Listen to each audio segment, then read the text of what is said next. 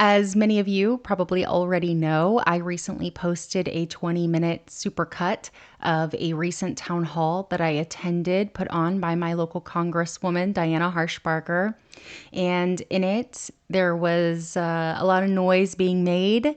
The town hall, like many others right now, it got pretty rowdy.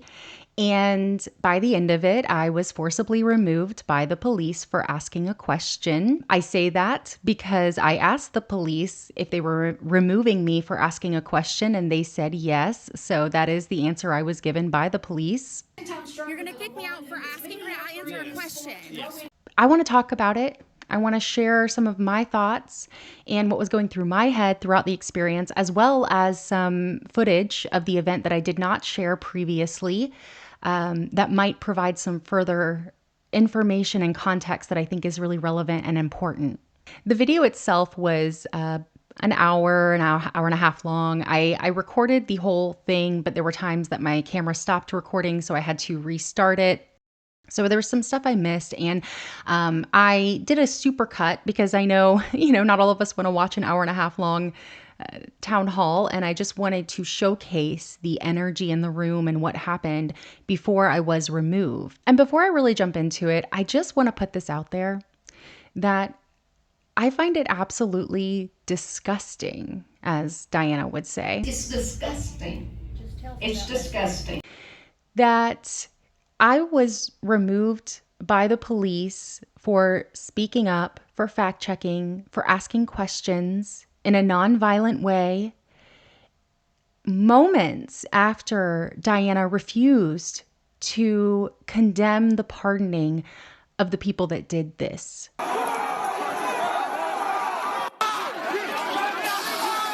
And I want to make it clear that despite what Diana has been saying in the press recently, I do live in Diana's district, and I have for 3 years. I was not paid to show up. Nobody asked me to show up, and I decided on my own to go because I had been calling her office for weeks, and I have that documented. You can look through my previous videos. I've been talking about this a lot here and on Blue Sky. I have been trying to contact my representative because I understand how important it is to be active and engaged right now when I haven't been in the past.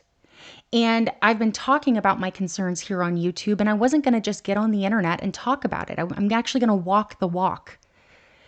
And so I decided to start making my calls, modeling that, encouraging other people to make their calls. And I've been doing that with absolutely no answer or response from her very uninformed and incompetent staff. So her claims that, it was just a bunch of out-of-town protesters that were paid to come and make some noise is just, it's blatantly false. I had serious, informed questions for my representative, and every time I called, the staff was either completely ignorant or they were pretending to be ignorant, promising that I would get a response, and I never did. And because I never received any answers to my questions, no information, I became increasingly frustrated at Diana and at her staff for not doing what they were supposed to do. And so when I saw that Diana was putting on an event close to my house, and, she would be there to talk to people and meet with her constituents, I thought this is the perfect opportunity to hold her accountable. This is the perfect opportunity to get my questions answered. I showed up on my own by myself. I got up at 8 o'clock in the morning on a Friday, in the middle of the day. It was at 11 o'clock was the event, which I believe was intentional so that everybody who was working couldn't show up and she wouldn't have to face angry crowds. But I have a lot of time on my hands. And so I woke up at 8 o'clock. I drove there and I got there 2 hours before the event at 9 a.m. And I sat in the parking lot and I waited. And the reason I got there early is because I was not going to get there and not get in. I was determined to get in. And I think I was the first person there, if not one of the first people there. I educated myself. I informed myself. I went through her social media. I looked at her talking points. I went through her recent press interviews. I read them. I learned what she was saying and the lies that she was putting out there. And I did my research and I fact checked her. And I wrote notes down in my phone. And then when I got to the parking lot and I knew I had a lot of time on my hands, I spent 2 hours in the parking lot in my car, taking all of my notes from my phone and handwriting them on a piece of paper because I knew I'd be recording on my phone because I wanted transparency. And if she lied, I wanted it to be caught on film. And I wrote down all my notes on a piece of paper, and everything I wrote on my piece of paper had to do with Medicaid because that's what I was there to talk about. I wanted to talk about the SAVE Act, which I think is really important, and we'll talk about that in another video. But I knew that Medicaid was the one issue I think all of her constituents, or most, would agree needs to be protected. And so I was there to stand up for others. I'm not on Medicaid. I wasn't there for me. I wasn't there for a group. I was there because I know she's lying to her community and they need to know it. Very quickly, the parking lot started filling up and the lines started kind of wrapping around the parking lot. And I was shocked because I was like thinking, I don't know if there's going to be 15 people, 50 people, 100. I really didn't know what to expect. But I see all these people lining up. And I'm at the front of the line and I start talking to people around me. I find out there's people from the local Unitarian Universalist Church. There's people from local Democrat groups, local progressive groups, all local, all within the district. At one point, two older ladies walked up and asked if they, had to get in line or if they could cut in front. And I didn't care. So I said, sure, you can come stand by me, no problem. And the younger lady, it was a woman and her mother. She kind of looked back past the line. She saw the people holding signs out in the parking lot protesting. And she said, you don't think she's going to let the protesters in, do you? And I thought, oh boy. Oh boy. I don't think she knows, that I'm not here to support Diana. And, and I just responded really nicely. And I said, I hope she lets everybody in. And the woman kind of nodded her head and looked away. And then I struck up a conversation with her mom. I complimented on her on her shirt. And we were just talking about some of the health problems that she's been going through. And I brought up to both of them the fact that, I had been calling Diana for weeks about some issues. And I was happy that she showed up because I was ready to ask her some questions. And the woman had kind of defended Diana and said, oh, well, she always gets back to everyone. She's great about responding to people. She really cares about people here. So she was very much a defender of Diana. And I responded back. I was very nice, but I said, I think a lot of people here are just really concerned about losing their Medicaid. And she looked at me and she said, yeah, we are too. We are too. So there were people there that opposed Diana, that did not vote for her. And there were also people there that voted for Diana, that like Diana, and are still concerned about their health care, still concerned about losing their Medicaid. So when Diana goes out into the world and she tells everyone that all of her constituents agree with her policies and that only those out of town paid protesters are the one objecting, that's not true. And it's a slap in the face to the people of her district. It really is. And that is really offensive to me. And it should be offensive to everyone who voted for her that expects her to stand up for them. Walking in, I didn't have any plans, expectations. I just wanted to film for transparency and to make sure that Diana was telling the truth when she spoke. And so my intention was to walk in, to be calm, to, sit there and listen, but then, speak up if I needed to use my voice. And then she walked in and they said, can you please stand for a prayer and the pledge? And I knew that I wanted to show that I was there as an informed, responsible citizen, not as someone to cause trouble. And so when they said, please stand for the prayer and the pledge, I stood up. And I noticed that the two people sitting next to me did not stand up. They stayed seated. And my brain kind of broke. I was like, oh, I guess I could have done that. I could have just stayed seated. I didn't have to stand up for this. And that's when my brain starts going, why did I stand up for this? I'm just following the rules. Like I don't have to do this. But I stayed standing for a moment and then the prayer started and, oh Lord, thank you, whatever they were saying. I don't know what they were saying, but I opened my eyes, I kept my head up. And then after a moment, I thought, no, I don't respect this. Number one, I'm not a Christian. I don't believe in God. I'm an atheist. Number two, this is a public town hall, not a Christian meeting. So I sat down and I stayed seated. And I don't know who behind me stayed seated. I'm not sure, but I do know us in those three in the front row were seated during this time, which I'm sure put a target on us. After the pledge and the prayer is when I started recording. And I know a lot of people have commented and said, oh, well, the reason you got kicked out was because you were recording. You know, they targeted you because of that. And that's not true, because there were tons of people with their phones out recording. So that's far from the truth. That's not the reason I was targeted. I believe that the reason I was targeted was because I did not align with Diana's religion and her policies.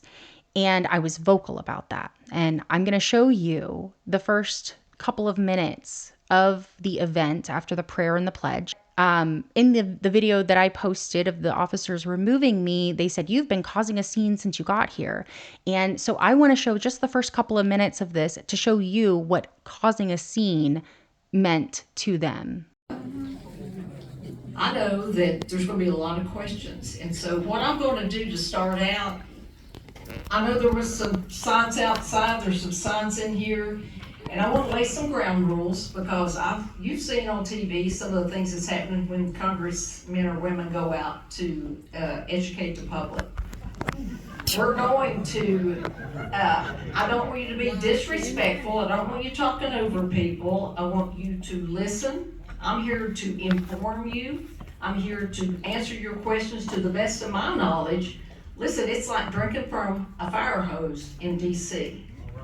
And we're in the second reddest district in the whole country. You are God-fearing, freedom-loving patriots. Nope. And No, I'm not. you raise your hand if you are. Yes. And you can hear someone in the background say, please don't say that. So I was not the only one that took issue with that. But you can see I vocalized, no, I'm not. Because you're not going to get up there as my representative and tell me that I am a God-fearing person. I don't care how red your district is. I don't care how many Christians you have in your district. You don't only represent the Christians. You represent all of us. And I felt it was very important in that moment to make my voice heard and let her know, no, I am not. I'm not what you say about me. And I think all of us should be willing to do that. And I know that the Bible says, treat others as you want to be treated. Jesus said it himself, and she's a Christian woman, or at least she claims to be. And so I would ask Christians who took issue with what I did, how they would feel if they were in a room where their atheist Democrat representative gets up. I don't think there are any atheists in Congress. I don't think there ever have been, but they get up and they say that they were all God-denying patriots. You're all atheist patriots. No, they wouldn't like that very much. And I would expect all of them to stand up. I wouldn't want somebody to say that to a room full of Christians. Because if, as our elected representative, you represent all of us, and you can't make claims about me that aren't true, I'm just not going to stand for it. And I could have picked my battles. I could have chosen to just keep my mouth shut. But at this point, I'm done keeping my mouth shut, and we should all be done keeping our mouth shut, especially when they do things like this. And notice she says, raise your hand if you are. She wanted everybody who was a Christian to raise their hand. And I believe she did this for two reasons. Number one, to isolate those who were not, like me, and to make us feel like we were not part of the group, or not worthy of speaking or being there. But also because when everybody who raises their hand, does so, they can look around and say, oh, okay, well, those are the people I'm going to call on for questions. I'm not going to take the hard questions. I'm going to take the questions from the people who are God-fearing and agree with me. And so at this point, I had already crossed a line that I did not intend to cross. I didn't want to yell out. But it felt right in the moment, and I did it, and I don't regret it. I'm glad I did it. And it's important that we take these small stands. It is. I am not her employee. She's mine. And everybody else is in that room, and everybody else in the district. It is her job to listen to us, to respect us, to represent us. Yet she spent the entire time telling us that we had to listen to her. We had to respect her. That's not the way this works. She doesn't understand her job. She doesn't understand she's an elected representative of the people, and that her sole responsibility is to represent the people and listen to them and respect their values. That is literally her job. So after that, there's the clip that I posted before where she asks everybody, oh, there's been a mandate by the American people to the president. Am I right? And everybody's like, no. And that clip has been circulating everywhere. And she's like lecturing us on the fact that we want to learn and how we need to behave. And I'm going to set some ground rules like we're in kindergarten class. And so she starts this event praying, making claims about us that aren't true, isolating those who are not religious, and then lecturing us about how we're supposed to behave and the fact that we want to learn, as if she forgot that we as citizens have every right to air our grievances. It's literally in the First Amendment. Congress, that's her, shall make no law respecting an establishment of religion, prohibiting the free exercise thereof, or abridging the freedom of speech, or of the press, or of the right of people to peaceably assemble and to petition the government for a redress of grievances. It is literally our First Amendment. We have every right to air our grievances to our government when they're not representing us, to not limit our speech. Now, after this, I did continue to be very vocal because gloves were off at that point. It started out so poorly, and I did not like her tone and her assumption that we were there to listen to her and to respect her. And so I did continue to be vocal, just as everybody else in the room, and you can clearly hear that. Did I tell you? Did I tell? Listen, you've got people who pay more taxes. The top 1% of this country pays taxes, more taxes than 98% of the rest of the country.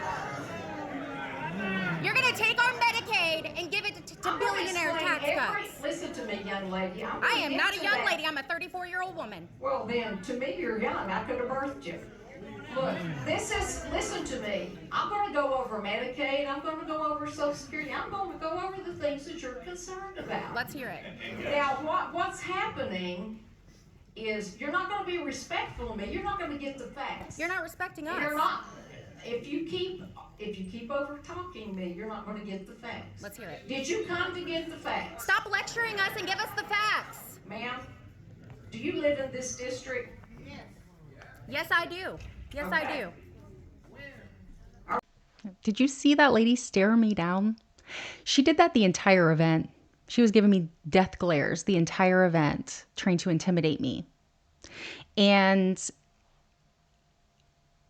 it's interesting when I look back through the footage, how every time the staff tried to intimidate me, it was because I brought up one specific thing, that they're gutting Medicaid and giving money to giving tax breaks to billionaires. I kept bringing that up over and over again because I really wanted her to answer that issue. And when I did, that's when the staff got angry. And she didn't want to answer. When I brought it up, she could have said, no, we're not doing that. She didn't do that. She ignored it. And she pointed her finger at me and she called me a young lady. She said, listen here, young lady, like she's my grandmother. I'm your constituent. You don't talk to me like that. And I could have just kept my mouth shut. But again, you're not respecting us. You're not treating us with respect. And you're actively trying to isolate and intimidate me for speaking, for airing my grievances, and for asking questions, very important questions that a lot of people in the room came to ask. What the extending the tax cuts, did I say be respectful? I'm going to explain to you what extending the tax cuts mean. If we do not extend those 2,000, let me just start there. And so you wonder why we're fighting to extend these taxes. It's for the average American. It's not for the billionaire. Are you giving tax cuts to billionaires? That's not what you think. Are you giving tax cuts to The billionaires? federal government now spends more paying interest on the national debt than it does on defense. Are you giving tax cuts to billionaires? Wait for the Q&A. Be respectful of everybody else in this room. You be respectful. It's my meeting, ma'am. Ma'am, let's go. The average interest rate we pay on our national debt is 3.3%, and that's double what it was when Trump left office the first time. Notice she says, be respectful of everyone in the room while everybody else is asking questions and speaking out. And she calls it her meeting, which tells me everything I need to know. This is her meeting. This isn't a meeting for her constituents. This is a meeting for her to read from her little binder, her Trump-approved lies, and feed us propaganda instead of actually listening to us and addressing our concerns. And then you have this same lady in her little cross necklace walking up and trying to kick me out, telling me it's my last chance and getting in my face. And quickly realizing she didn't have the authority to do that. And if you look beyond her, you'll see the police officer kind of gearing up to come over, and then he kind of backs off. So they knew they had to walk a line, but and they knew that they couldn't just kick me out because that's a violation of my First Amendment right. But because they couldn't just outright kick me out, they were going to intimidate me throughout the event to scare me and make me feel like I was unwelcome there. And I have to say that this intimidation, this should be in itself a violation of my free speech. It is alarming to me that they can utilize these tactics to try to shut people up, because it did work for a little while. I kind of took a deep breath because I was thinking to myself, okay, well, if I keep going, if I keep speaking out, they are going to remove me. And so I need to be quiet because I don't want to leave. I want to ask my question. And so it worked for a little while. Their intimidation tactics worked, and I just kind of stayed silent while other people yelled out, and the lady just stood there and let it happen. But after a while, I thought, no, man, like everybody around me is yelling out. They're not removing them. They're just bluffing. They're not going to actually remove me. So I'm going to speak up. So then she talks about student loan bailouts. I think this is important to include. You've got $246.8 billion that we're going to claw back because of the unconstitutional student loan bailout. How many of you went to college and paid every dime? Me. So do you think it's fair that people who went into debt for an education, has the government bailed them out? Yes! Yes!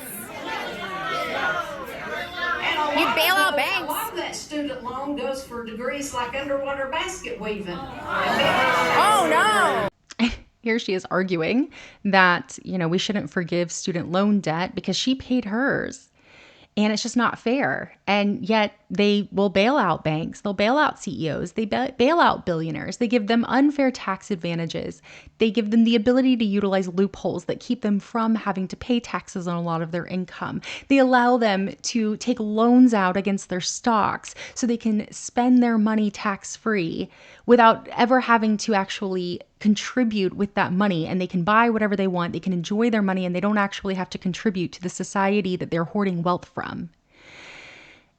And yet it's the Americans who paid so much to educate themselves, who are now in a system that is unaffordable, with unaffordable housing, unaffordable groceries. They can barely afford to eat or raise children, and they're not supposed to get bailed out. They need to pay their fair share. And I find that to be disgusting. And I'm not a Christian, but I know that Diana claims to be, and she's always posting Bible verses all over her social media. She's even a former Sunday school teacher. So she must have forgotten the words of Jesus in Luke 6:30 when it says, "Give to everyone who asks you, and if anyone takes what belongs to you, do not demand it back."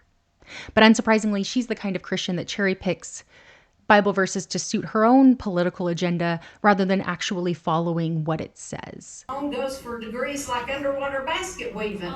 So not only does she want to condemn forgiving loans for struggling everyday Americans, but now she is justifying it by discriminating against certain types of degrees simply because she finds it ridiculous. And it is ridiculous because it's not true. There's an entire Wikipedia page on the idiom of basket weaving. It's just like this old talking point where people say it to talk about like useless degrees, but there's no degree in basket weaving. There are like one-off classes that people might have if it is relevant to their field. And you can read the Wikipedia page on it. But the fact that she uses this as a talking point, as a fact to make her point, and it's literally just an old saying that's not rooted in reality. It shows you the kind of person that she is, that either she is incredibly stupid or she's pretending to be.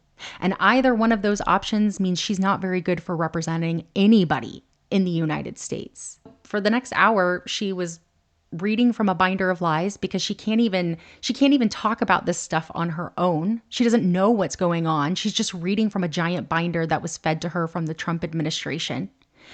She lied over and over again. She was shushing us and telling us to be respectful and saying, you have to listen to me.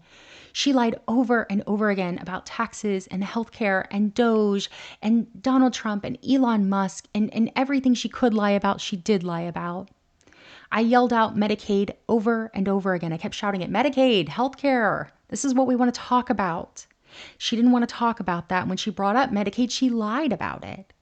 She spewed this talking point that she's been saying all over town that has absolutely no factual foundation, that 60% of people that are on, or 60% of adults on Medicaid are able-bodied people that aren't eligible and are reporting $0 in income.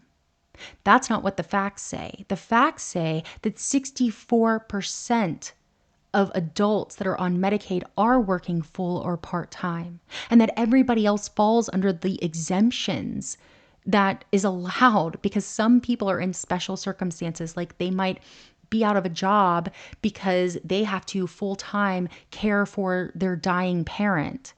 And if they have to spend all of their time caring for their parent and they can't work, I think that person should still be able to get Medicaid. They should still be able to have health care. I believe every person in America should be able to have free health care. That's what I believe. But at least someone who is dedicating their life to serving and helping their parent, they deserve health care because, they can't work. And so in situations like that, those are exemptions that people fall under. She also falsely claimed that Medicaid was just for pregnant women and disabled and elderly people, failing to mention that half of the people on Medicaid are children.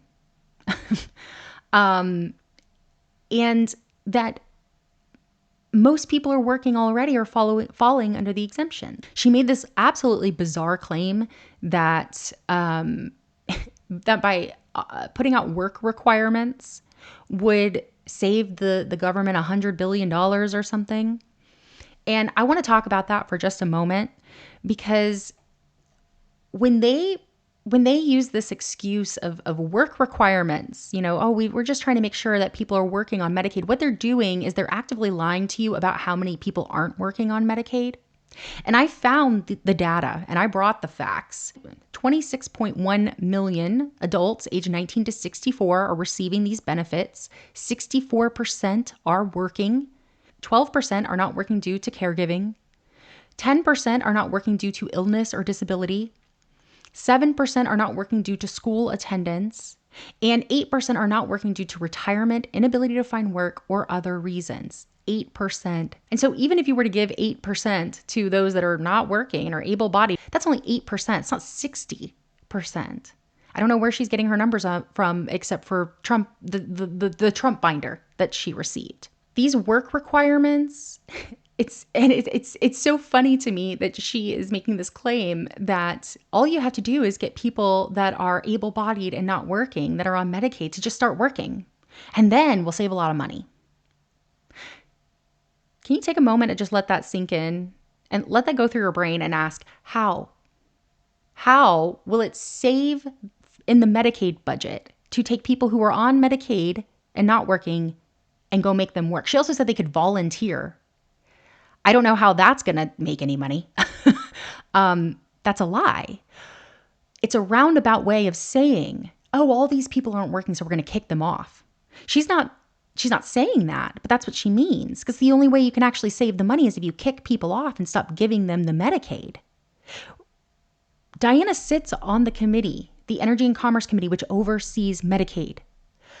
As a part of the House budget that she supports and is now going to the Senate, which I hope they decline, she is required to cut $880 billion over the next 10 years from that budget, from that specific part of our national budget, which oversees Medicaid, Medicare, SNAP, benefits that help people, low-income people, that feed children and give them health care. They have to cut money from that. And so if they have to cut money, and that's the minimum, they have a low-end cap, and so they could cut more. And so you're telling me that you're gonna cut it by making people work who aren't working on Medicaid, even though 64% of people on Medicaid are already working? The only way to actually do it is to remove people from Medicaid. And how are they going to do that? Well, she says they're going to introduce work requirements, because why should people be working who are receiving these benefits? But these work requirements aren't put in place to keep people accountable. These work requirements are meant to kick people off of Medicaid who need it, and to put so much red tape in the way that it makes it difficult for them to keep their Medicaid or to enroll in it in the first place. In Arkansas, implementing Medicaid work requirements resulted in 18,000 people losing coverage. Arkansas implemented Medicaid work and reporting requirements with consequences for noncompliance before a federal court deemed the work requirement unlawful.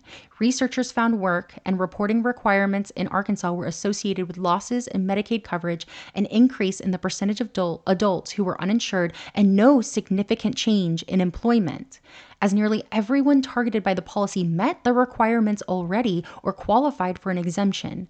More recent research looking at 2-year impacts of Arkansas's work and reporting requirements found disenrollment was also associated with poorer medication adherence, delays in care, and medical debt. So people who were eligible, who were well within their rights to receive Medicaid, were kicked off and then had to go through all this red tape. And when you think about the fact that some people might work a part-time job, maybe they're in the service industry and it's the only job in their area because there's not much around, and it's what they had to get.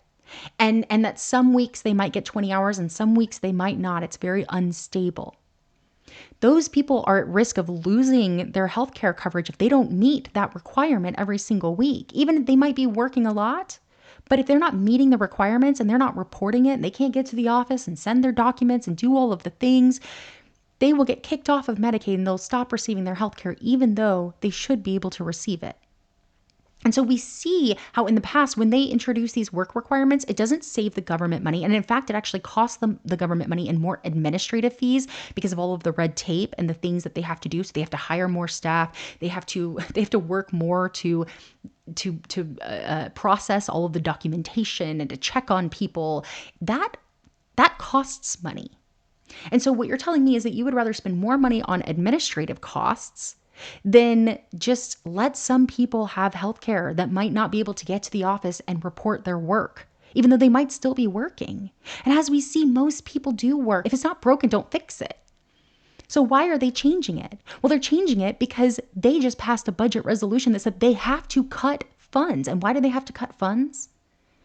Because billionaires need to keep their tax breaks and we got to pay for it somehow.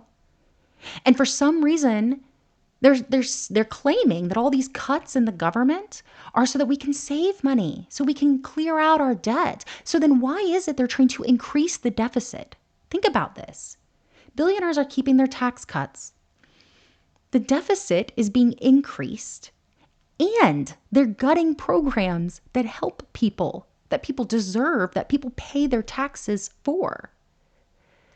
The math isn't mathing. It's not adding up. And for anybody who's informed, that's common sense. I mean, really, they talk about common sense government. Trump says it all the time. She said it in this event. That's not common sense to create a bunch of red tape for a problem that doesn't actually exist, because you know that all it's really going to do is kick people off, and you got to save that money somewhere. And I find that to be disgusting. When we have this attitude that everyone needs to work hard and earn what we give them, we forget that people get in really bad situations. And I know that. I've been in a bad situation. I've never really had to rely on government assistance, but I've been in bad situations where I could have had some extra help. And I haven't talked about this a lot lately. Actually, I've never talked about this. It's personal to me, but my biological father was an addict. And he's no longer alive because of his addiction. And I know that he spent a lot of his life buried in his addiction, and that he wasn't an active part of my life because of that. And for a long time, I held a lot of bitterness for it, but I've learned to let that go and I've healed. And I know that my father had a really good heart and that he loved me. But unfortunately, some people just get into bad situations. Nobody wants to be an addict. Nobody wants to be homeless. They don't. people get in bad situations and then they give up. They feel like they live in a place where they can't be taken care of or they can't pick themselves up. And we should all understand that that's a real possibility for every single person. You don't even have to be an addict or make bad choices to be in a situation where you need help. So the idea that we can't help people because they didn't work enough or do enough is a slap in the face to me of what our values should be of as Americans. We're supposed to be about helping one another, lifting one another up. And so I just really struggle with this idea that we can't do that for some people because they just haven't earned it. And I don't think healthcare is something you should have to earn ever. And so I know I just kind of went off there, but this is a really close to my heart issue, and it's really important to me, and I think we need to be talking about it. And by the end of the event, I think so many of us were so sick of the constant lies and manipulation and intimidation and the outright disrespect toward her constituents. And she did make time for questions, but half of the people she picked were not really even people asking questions. They wanted to thank her for protecting life inside the womb. They wanted to talk about men and women's bathrooms. And then in between, there were some really concerned citizens. There was a woman who every time I watch her, I just like tear up because she was so powerful in what she was saying, and she was shaking, but she said what she needed to say. And she was a retired teacher of government, a government teacher, who was also a cancer survivor who was at risk of losing her health care because Project 2025 calls for eliminating the ACA, which protects people with pre-existing conditions, which she has. And so she was at risk for losing her healthcare, and she wanted to share that. And Diana pretty much just scoffed at her, interrupted her, rolled her eyes, didn't really give her any kind of confidence at all. And I looked her up. She won Teacher of the Year last year. So I just want to applaud her for that. She's a really incredible woman. And I'm proud of her for standing up to Diana. She is her constituent. She voiced her concern. And the fact that Diana didn't even acknowledge that when she went on her little press tour and talked about how all of her constituents agree with her, that is a slap in the face to her constituent who survived cancer and taught in this district and was honored for teaching in this district because of what a great job she did. So we were at the end of the event. We were at the final question. They said it was the last question, and it was about men and women's bathrooms. And I just have to say that not one time did any of us who were there to object bring up culture wars, bring up the transgender issue, though we should be allies. We should be speaking up. I've been very vocal on my channel about not engaging in culture wars. Talk about the stuff that affects every single American, especially those who vote red and tend to not even like talking about gender, because we need them on our side. So we got to get them on our side with things that affect them first before we can convince them to even care about other issues. And so I did not come there to talk about that stuff. And when that man stood up and started talking about men and women's bathrooms and all this stuff, I was like, I'm not going to engage in this, whatever. And I've had a lot of people that, I've had both sides of the fence. I've had people that are like, oh, wow, intersex or transgender or whatever is the issue. The hill you chose to die on, that's ridiculous. That's why the left is losing. Then I've had people that have written me and they said, hey, thank you so much for standing up for trans people. Thank you for standing up for intersex people. And I am always an ally, and I will always, and I'm glad that was a benefit of what I did. But I will say, in full transparency, what was going through my brain in that moment and why I did what I did. Because I had sat through an hour and a half of being intimidated, lied to, gaslit, manipulated. All of us were angry. You can only take so much. Everybody has a threshold of how much they're willing to take, how much they're willing to stand there while someone lies in their face and then says, you must respect me. Hush up. And she stood up there and she said, it is a biological fact that you're born a man or a woman. Something in my brain just, it just lit up. And I wasn't even thinking about defending anyone. I wasn't. What was going through my brain was, you're lying. That's a lie. That's not true. You're stating something as a fact that's not a fact. And it doesn't matter what the content is.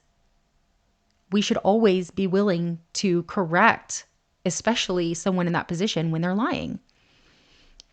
And so I very impulsively stood up and, you guys saw the video. I said, no, intersex people exist. Intersex people exist.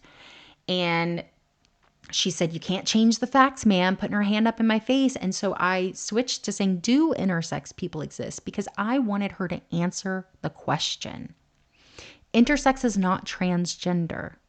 Intersex is when someone is born in a body that does not fit the binary male female box that society puts us in, that is unscientific and unmedical. And anybody in the medical field, you can hear a woman in that video say, my daughter's a doctor, and they do exist. Anybody in the medical field, which I would think, even though Diana's a pharmacist and should know this, should know that human beings are complex and nuanced. We do not fit into binary boxes, and the binary male female thing that they put out there is not rooted in fact. It's not rooted in science. It is rooted in archaic, traditional, religious ideologies that want people to conform to one thing or another. And our bodies don't conform to that binary naturally. Some people are born with chromosomes that don't match up with male or female. Some people are born with body parts, genitalia, that does not line up with male or female. That is a fact. There might not be many people out there like that, but they still exist. There are animals and insects that can change gender. Earthworms, I recently learned, have male and female reproductive organs. They can do both. Get you a worm who can do both. I mean, it's so far from a biological fact. It's so far from the truth, and it hurts people, and it discriminates against people. And it is justification for discriminating against people who are born into bodies that don't feel like what society thinks they should be. And so I was not dying on the hill of gender. In that moment, I wasn't even trying to be an ally. I'll just be totally honest about that for those who thanked me. I was standing for truth. You can see in the video, the series of events, I asked over and over and over again, and she just put her hand up. She said, I'm not arguing with you. She said, I'm not talking about this issue. And you can hear people say, you brought it up. You're the one that brought it up. She just refused to be fact checked. And I even, after that, after I asked several times, I gave up and I said, God, you're lying. And then I sat down. So I gave up. I wasn't coming at her. I wasn't getting any more rowdy. In fact, I was settling down. I was defeated. And it was in that moment that the officers walked up to me and said, I'm going to respectfully ask you to leave, which is not respectful, by the way. It is a violation of my First Amendment rights. And I said, are you really going to kick me out for asking a question? And the officer said, yes, yes. So I'll be very interested to see what they say at the sheriff's office when I go down there. And I ask them why their officers think they have the right to kick people out for asking a question. I think he really messed up when he said that. When you're in that situation, you have two big men standing over you with guns, weapons. That's very intimidating. It's very intimidating. And I wasn't sure what could come of it. I didn't know if they could arrest me or what, but they grabbed me, and I walked out with them holding my arm, and I knew that I looked like a crazy loony person. I knew that I was being very loud, and that if I uploaded this, it might not be a good look for me. And then like the views shot up, and all of these people, like thousands of people, came to comment. I got my emails have been, just a lot. There's been a lot of emails of people that were like, you did nothing wrong. We need to be holding these people accountable.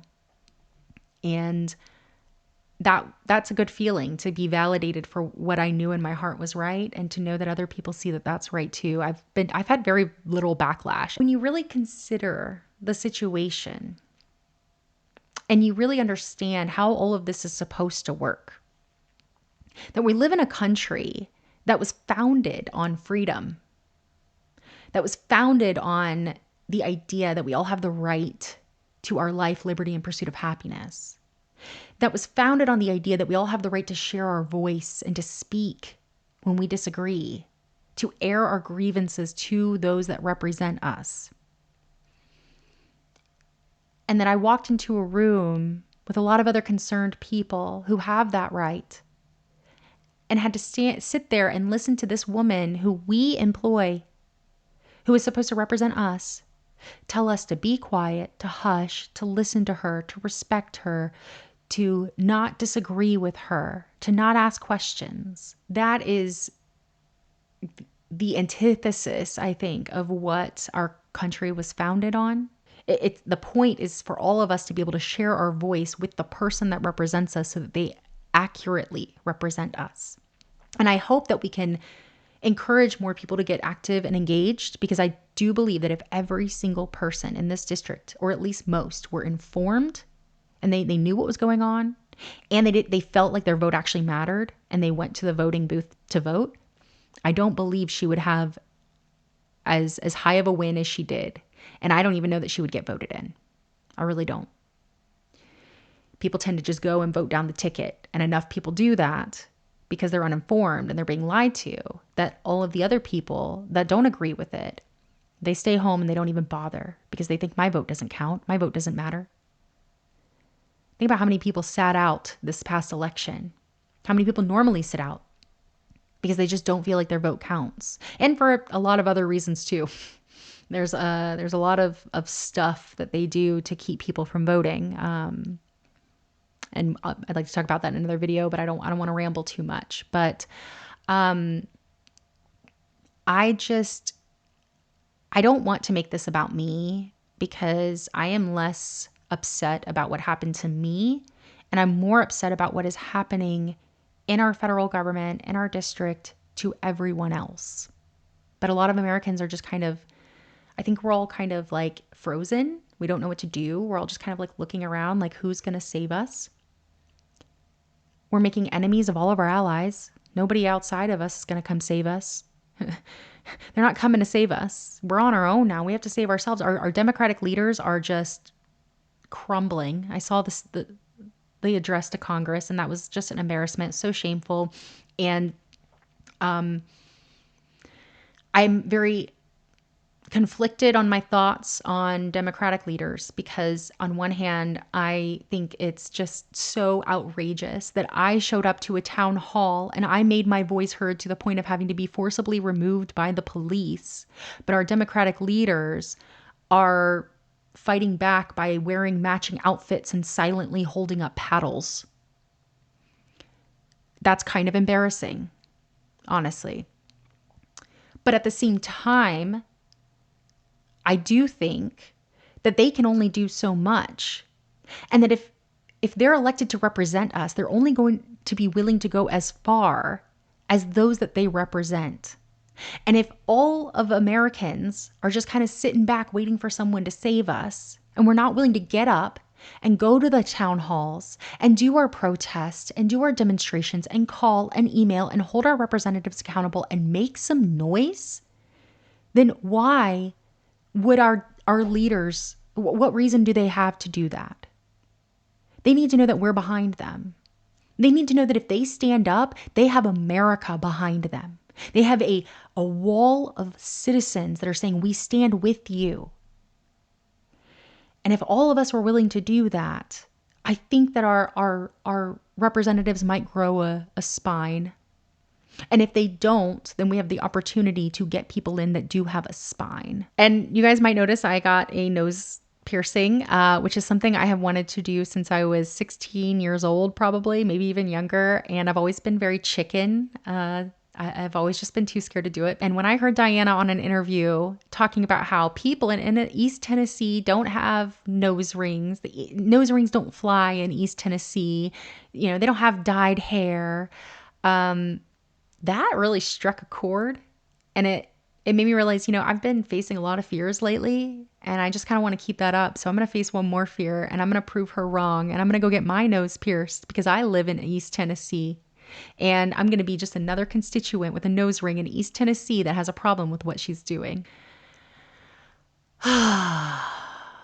I'm sure I have a lot more to say on the topic. I rambled for about an hour and a half now. I'm really going to have to cut this down, but everything I said I think is really important.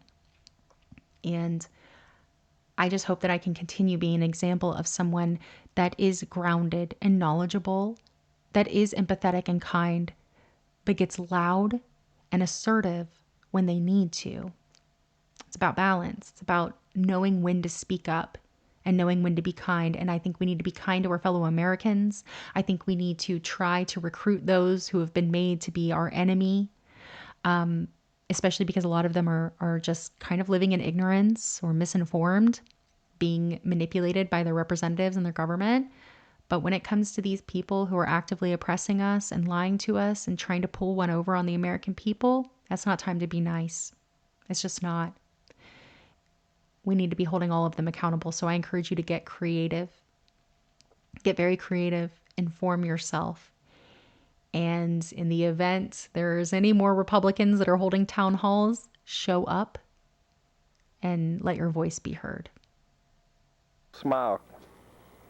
Boy, hold it just a second. I can zoom that one in.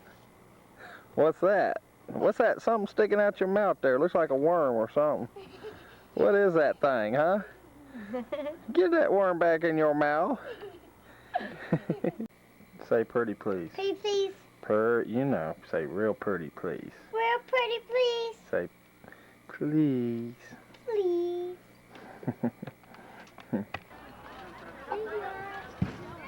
You're doing a good job, baby. She's a good player, and I'm really proud of her. Very proud of her. She's a wonderful girl. Daddy, Yeah. I love you very much, and I can't wait to see. I love you, and I'm glad I'm seeing you very much. Oh, I love you too, honey.